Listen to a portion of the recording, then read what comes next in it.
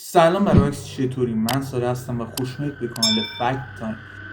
شاید خیلیاتون اد لورن رو بشناسین، ولی واسه اونایی که نمیشناسنش من یه سری توضیحات میدم تا با اد لورن آشنا بشن.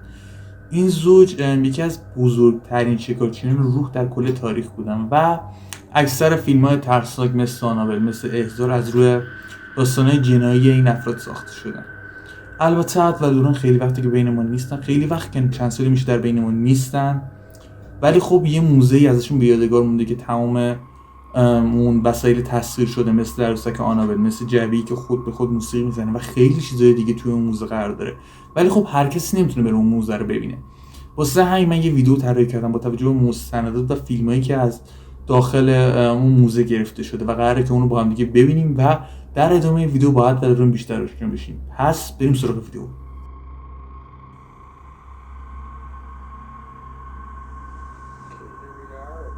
Perhaps the most haunted area in the world. That's what I would say. I would say that it is one of the most haunted areas because of the many things here, Tony, that come from all parts of the world.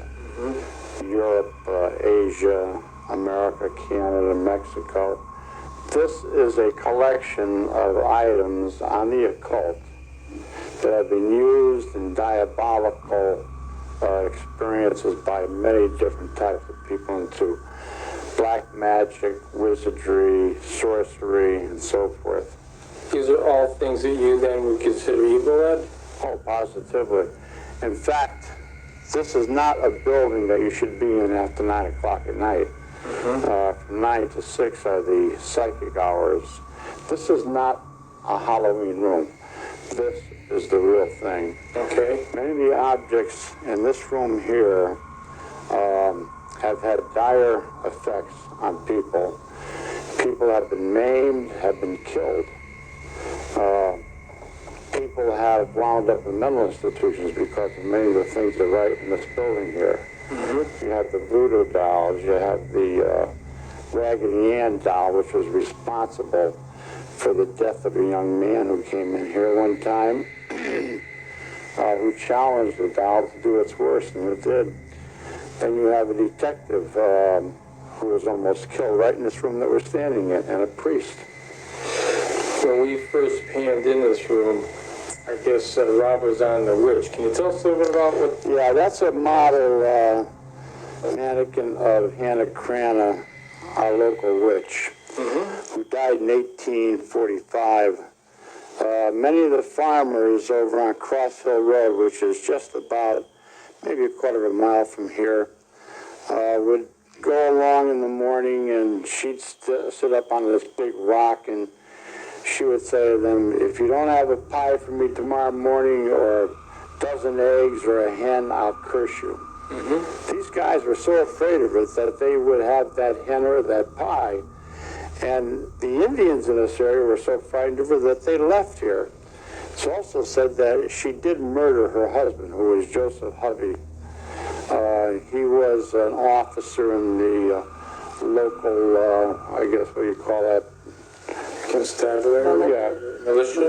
Militia, that's it.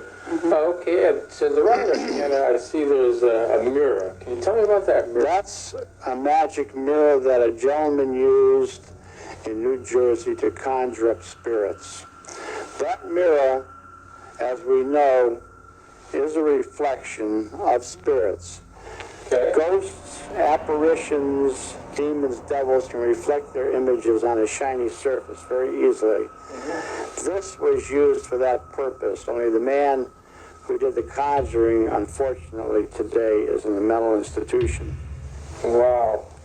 Okay, why don't we step over this way? How about this organ right here? That's an interesting piece. I didn't know. That was in the most haunted house in all of New England, which was Stratford, Connecticut. And they called it the Stratford Rappings. It was so famous, Tony, that they actually had in 1850 a carriage at the Bridgeport Police, or the railroad station, and it would take people all the way to Stratford to see these hauntings, which was the Reverend Phelps' house.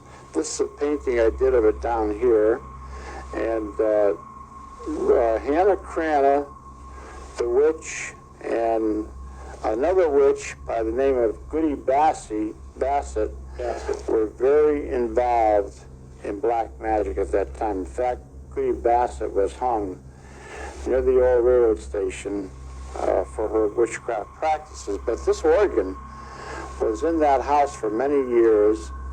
A gentleman had purchased it. He collected organs, but when it started playing on its own, he wanted to get rid of it. And he called me up and told me where it came from. And he'd like to get rid of it, so I took it. And we've heard this organ play 3 times, the strains of it coming up through the passageway into our Halloween room, up the stairs, and into our bedroom. Wow, that's amazing, Ed. Then I want to point out these statues, or what are these, voodoo dolls? These are fertility dolls from Africa. Over here you see the one which is covered with human blood, and there are 7 of them that were stolen from a witch doctor. You do not steal things from witch doctors ever. Now, the man who stole them died a terrible death. The man he sent them to, who was right in Bridgeport, Connecticut, he and his wife suffered for 2 years and then finally died. You don't steal things from witch doctors. I'd say not. Why don't we head over this way? But while we're heading this way right here, I see this book here. This book, it says Book of Shadows, Necromonicon. Can you tell me what that is? Yes, that's one of the original books of shadows, which were written in the medieval days. And this one here was translated into English. Just the reading of that book has had terrible results for many people. This is not a book that anyone should ever buy, a book of shadows. It goes into the incantations of devils and demons and rituals. Okay, what else? Does this signify anything here? You notice there's a mask here. It's a typical Halloween mask. Right. But the problem with this is that many people buy these masks and they use them actually in black magic. This one was put on a person's head. They looked into a mirror, they took the mask off, and they visualized themselves as looking like this. They created a physical manifestation of a tulpa. Wow. Isn't that wild? This here scares me. This one right here, Ed. The Raggedy Ann doll. Yes. That's probably the worst thing we have in this whole museum. That Raggedy Ann doll was given to a nurse in 1970 by her mother as a Christmas present. But as most girls do, even 28 years old, she would take the doll to bed with her, wrap her arm around, and go to sleep. I do the same thing with a pillow. But then she started taking it to the breakfast nook, where the arms one morning went onto the table. Now, she lived with another nurse, and they shared the expenses of the apartment, which was 4 blocks away from Hartford Hospital. Right. At that point, they told the girls about the incident, and one said, "I know a medium." So they held a seance that night. That was the beginning of many seances with this doll. They would come home at night, and the woman had told them, the medium, that there was a spirit of a 6-year-old child in the doll by the name of Annabelle, who had been killed outside of their apartment house in an automobile accident. Well, there was such a child, but God does not allow a child spirit to go into a doll. This was a devil, a demon inside the doll, which was impersonating the spirit of a child. Well, they treated it like it was a child. They got extra clothing, and they got different types of bracelets and things for it, just treating it like a little girl. They would take it for rides. But then they started to become frightened when things were happening in the house, sounds, knockings, rappings, whispering. And they said, "Oh, Annabelle must want another seance." So they would hold a seance going deeper down that road of no return. Then they would take the doll and put it on the bedroom, in the bed, and they'd leave it there. They'd come home after midnight, the two girls, open up the door, and this doll would be standing there waiting for them. Now that doll can't stand. You can see it has very flimsy legs, but I've seen it stand. Now these are all the diabolical manifestations that we look for. Well, as time went on, one of the fiancés of one of the girls said, "Get rid of the doll, burn it, throw it away." He wanted to get rid of that doll. He fell asleep one Saturday afternoon. And the doll was put right across from him on a couch. And the girls were fooling around saying, "Well, now, Annabelle, you help us to clean up." Just like a little kid.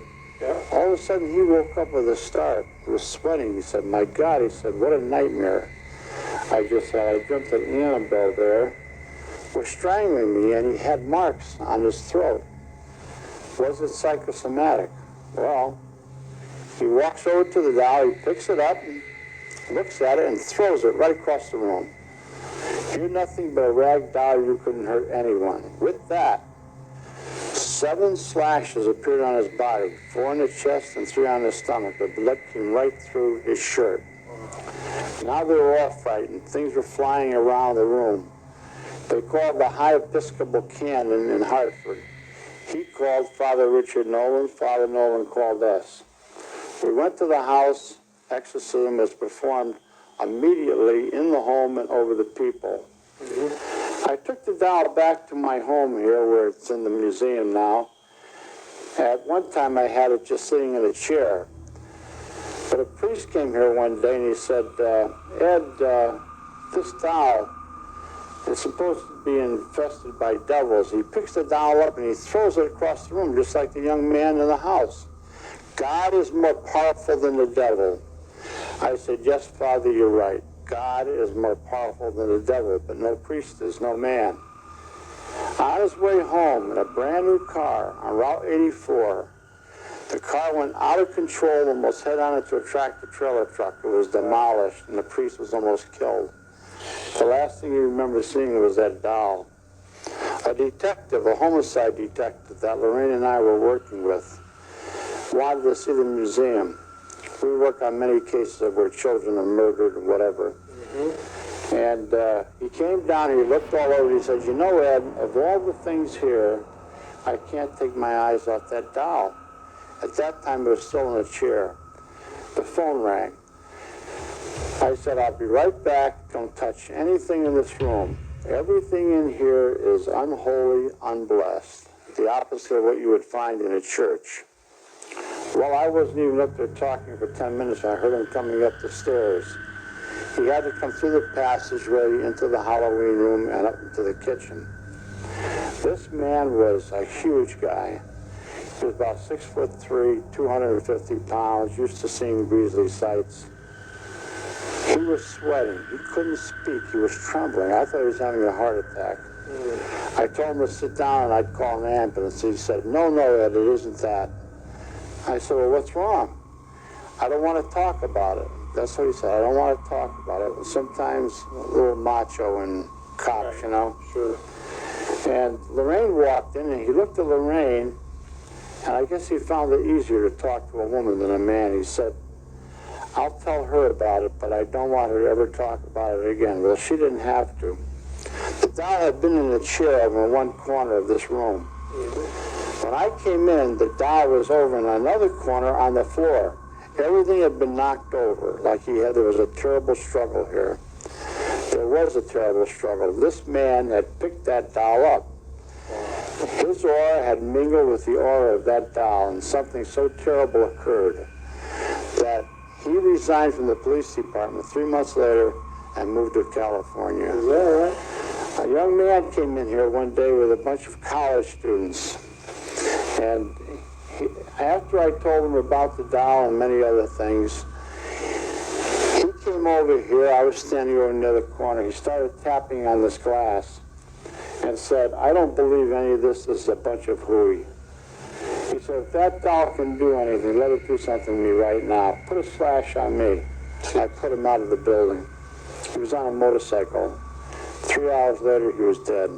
The girl that he was with said that he was laughing about the doll when the motorcycle, just like the car, went out of control, hit a tree and killed him instantly. The girl was in the hospital for over a year. You do never challenge devils. Don't mess with the devil, that's for sure, huh? Okay. What are these? Up here, Tony, we have a New England witch doll, which is in the globe there. That's Myariah magic. It is carved in the image of the victim. Both of those dolls are over 100 years old. And pork is wrapped around it. It has the victim's clothing and wood. That was probably taken from something the victim used every day, like a chair or something, made in her image. And as the pork would rot, as this doll was hanging in a tree near her bedroom, the victim would become sick and die. Next to it is Congolese magic, voodoo doll. That comes from the black nations of our world. You can see the human hair of the victim on top, the clothing, and it even has the fingernail clippings in the feet. And this, of course, is the voodoo dolls that are used with the different colored pins. So one is European and one is African. Okay, what else? All right. Right here. We have a number, well, we have this young bride here, picture. That's very interesting. So a couple had bought the picture, and they wanted to furnish their home in all Victorian because it was an old Victorian house. They kidded around and said it was Aunt Matilda. About 2 weeks after they put up the picture, Aunt Matilda started visiting them. Wow. And they thought that they had better call it a day. They called me up and brought the picture here. What's in back of you here, though, Tony? This idol. Yeah, what is Satanic idol. That's very dangerous. I didn't want you to bump into that. about 6'6", I guess, 7 feet tall, I guess. That was found in the Sandy Hook area over by Newtown. A hunter had found it, a young hunter, and it belonged to a group of Satanists, powerful group in this area. And this young man was almost killed 3 times for revealing where this idol was. It was in a grotto of rocks where a number of sacrifices of animals had occurred. Could have even been human sacrifices sometimes. But we brought it back here to the museum. We had notified the police of it. We can come around here And and shot of it. yes, we can. And Lorraine, one day soon after we got it, was thrown 25 feet through the air. She was in a catatonic state for 3 days. So this group was extremely powerful. Okay, maybe in this corner. How about The tiger. tiger skin? Right? Yes, the tiger that you see here in 1933 played a part in what we call lycanthropy, very similar to a werewolf. Now, a lycanthropist, a magician, a black magician, would go into a deep catatonic sleep. His astral body would leave his physical body and would possess the body of this tiger. In Bengal, India, in 1933, this tiger killed numerous people. And we do know that it was because it was possessed by a lycanthropist. That's amazing. Yes. And over here on these shelves here is All these things that you see on shelves have been taken from England, from Europe, haunted castles, haunted areas that we had gone into. All the items you see that are on here that look like burnt, they're all burnt, those pictures and glass and so forth. Those were in a haunted house, the Donovan's house. right. Flames would start to shoot up from the metal frames, the glass. The picture would fly off of the wall. You see doilies way over there, white doilies. You notice that there's burns on them. Smoke would start to come from them, and they would shoot across the room. Okay, how about That's a human skull you see over there with the satanic pentagram on. No, the bottom one, Tony. right here? That's it. That was a skull that was stolen, a human skull. Unfortunately, we don't know where, but Satanists used it for their black magic rituals. So why don't we go around this way, Ed? All right. Follow us around this way. We're going to back up here. I know there's some things that I missed over here. Looking down this area here, Ed. Well, we should talk about our white lady here. Oh, yeah. This is a model of our white lady here, who's very famous in Easton and Monroe. And we had this made up. She's often seen sometimes with a small child walking along Route 59. I've actually filmed her in the Union Graveyard, but there have been many witnesses who have seen her in the graveyard on Route 59 and even in Stepney Graveyard. A policeman and a fireman hit her one night. It was a solid impact. Right. You filmed it how many years ago? 1990, Tony. It's quite an experience. This here. That's a death curse, which was put on a young girl who had just been married and she died 2 weeks later. What is exactly, what do you call that? You A call it Maya death curse. a Maya. What happens is that a wizard or a sorceress can project telepathic hypnosis. The girl was driving along. She was with another young lady. A couple of weeks after she was married, she suddenly screamed out, "A deer!" And she turned the wheel, hit a tree, and was killed. There was no deer. But the telepathic image of a deer was created so the girl would smash into that tree. What is that metal right there, Ed? This comes from Flight 401. That was the flight, Well, when it went down in the Everglades? yes, in the Florida Everglades. And Don Repo, a navigator, soon started appearing on planes that had parts from that plane taken. I have many parts of that. But they had his voice on the Flight recorder? flight recorder. Stewardesses, pilots, talked to this man. Talked to his spirit in the plane. This is all a matter of official record. These parts were brought here by some college students who had picked them up in the Everglades. Soon after, we had a visit by Don Repo right out here in our driveway. Really? Two people had seen him standing out there, yes. He had on his uniform, a raincoat. It was a rainy day that day.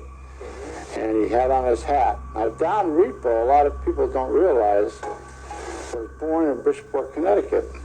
And his wife lived across the street from me on Jane Street in a house that was haunted that I lived in. Isn't that amazing? And when I found out that it was Alice Norco, I was really shocked.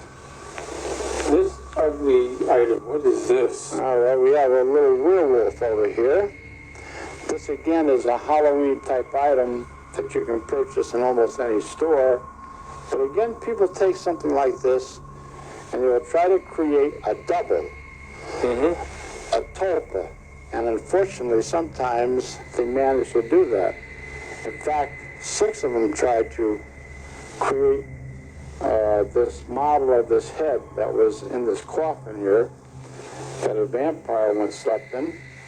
And they didn't create the doll, but they did create a monstrosity that almost killed the 6 of them.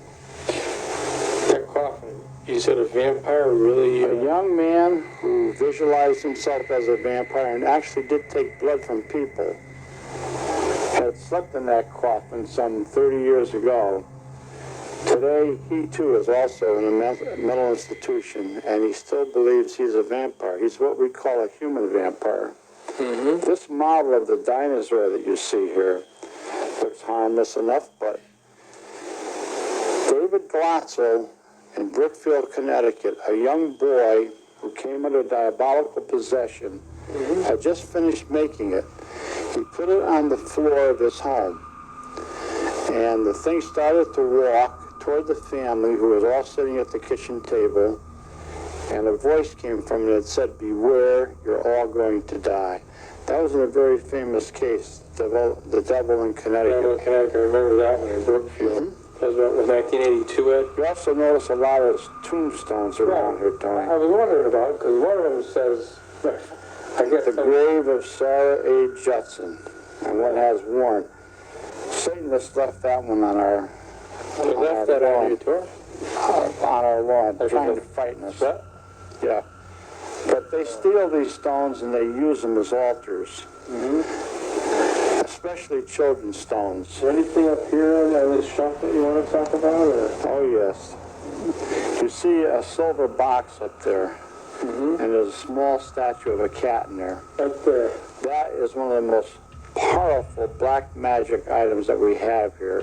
What's that It thing? was used by a powerful black magic group over 50 years ago. And the story behind that I cannot speak about here because the people who were involved with it are still in hiding. But that was very bad. That was a bad case. Yes, very bad case. And And this is a shadow doll. All right? The shadow doll is one that comes to you in your dreams in a nightmare and actually can cause a heart attack. A young couple bought it from an antique store, and they thought it was, just an antique. But then we found out that there were animal parts and bird parts and even some human bones in there. What would happen is that a black magician would take a picture of the doll, send it to the couple or person that they wanted to perform some kind of black magic against. They'd see this, and it's what we call a diabolical curse that can come to these people in their dreams. okay. It comes right into their dreams. There is such a thing as an evil board. This doll here is the same thing as an evil board. When the picture is sent to you, you take the curse on that goes with it, even though you're innocent. Okay. I noticed also you have Oh, that mask up there, that's the one that's hanging up there. right. It says, danger, please do not touch it. Yes. There's a mask right next to Right, it. That right. came from Transylvania. That is supposedly a face of a vampire. Wow. That is actually from Transylvania.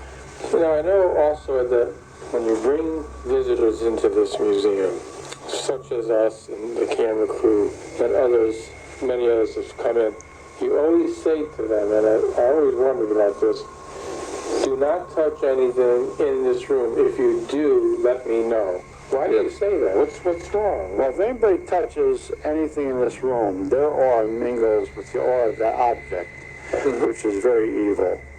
I would then tell them to close their eyes. I would vision them in what we call a Christ light, make the sign of the cross over them so they take nothing out of here. That's just a precaution that I always use. All right, so if you touch something, what would you do? Well, I would do the same thing. Do But it remember, yourself? I have to touch these things all the time. But I think that I have a natural protection as far as devils and demons are concerned. One time I thought you mentioned to me about having a holy person come in here and Oh, yeah. It's a yogi, actually. what happened? A yogi is a high spiritual person who has a great knowledge of magic, of many things positive too. He performs circular embolism around the worst things in here. You know about these electric fences that the dogs can't go past? Right. Well, that's very similar. The prayers do not allow evil to go past a certain area where the prayers have been said, and it confines it to just the doll or whatever item it might be. Now, would you consider Halloween would be like one of the worst times to be in a place like this? Well, yes, I would consider after 9 o'clock to be in this place would be very bad. A lot of people jokingly say to me, has anybody ever broken in here? And I say, no. Nobody's ever broken in, but they have broken out. Oh, boy. We're looking at a succubus down here. Okay. This is a painting of a succubus, or an incubus, excuse me. That is...